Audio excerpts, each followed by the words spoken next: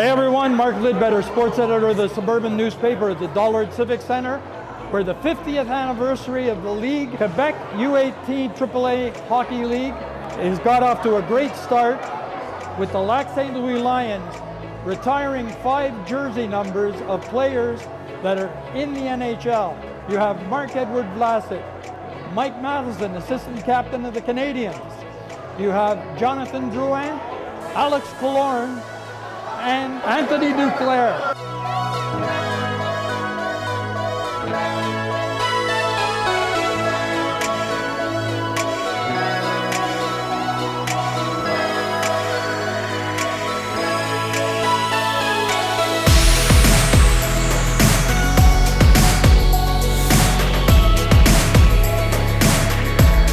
It's a great start to the season. It was a fantastic ceremony.